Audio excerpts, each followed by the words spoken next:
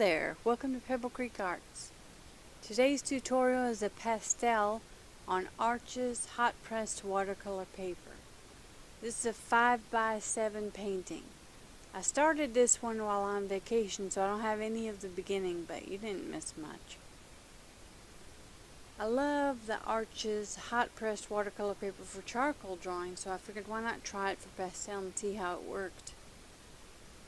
But I found that the paper was really showing through on the pastel. I don't know what the difference is between the pastel and the charcoal, but the charcoal seems to look just fine. It's the pastel that's giving me trouble. It's the fibers in the cotton paper seem to lay over one another in a way that leaves voids, and the charcoal fills in for some reason for the most part. But this pastel just would not. No matter how many times I went over it and blended it in with the blending stuff or my finger, nothing seemed to help.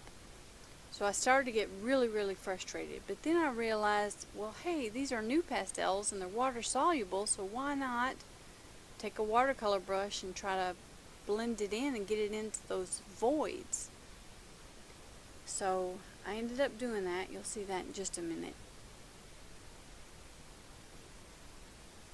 I don't know if you can see the voids in the video, but you can definitely see on the finished painting in the upper left hand corner that there are still voids. It makes it look really granular. It's not. That's the paper.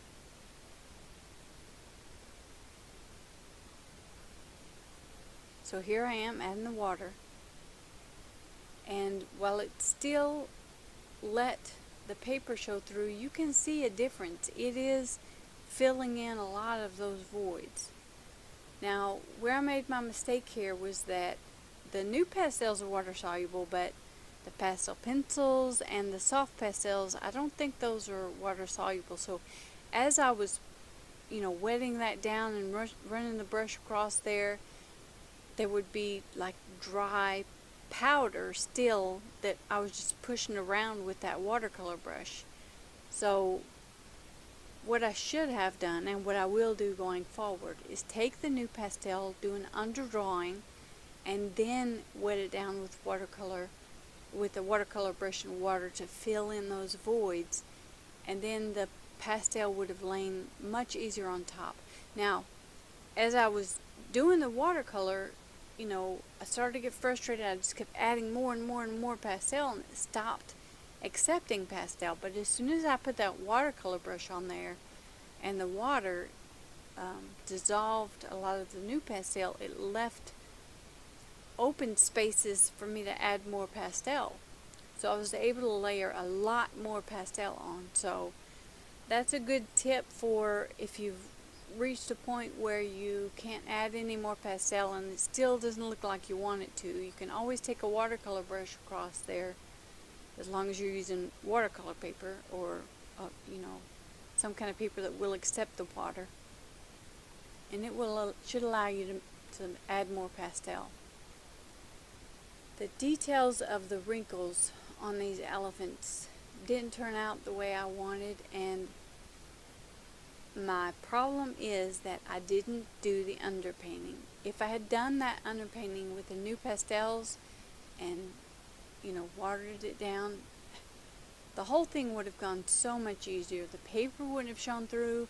I would have been able to get really crisp, fine details, and the whole thing would have gone faster, and it would have ended up looking better in the end, I think. So I learned a lesson on this one. This one's smaller, and I've decided to do smaller paintings because I can get them completed, and I'd like to do more paintings rather than larger paintings.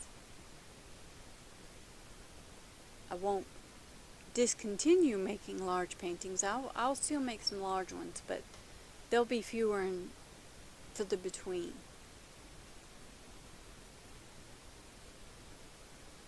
This little guy was so cute. I just had to draw this picture.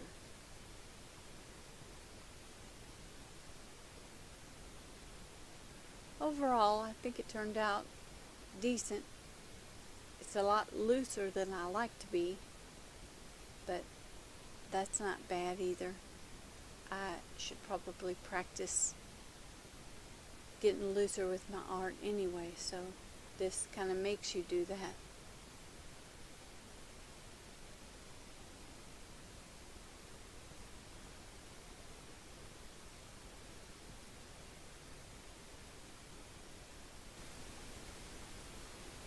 I'm sorry about the lighting. Shouldn't have had the window blinds open behind me. And here's the finished painting.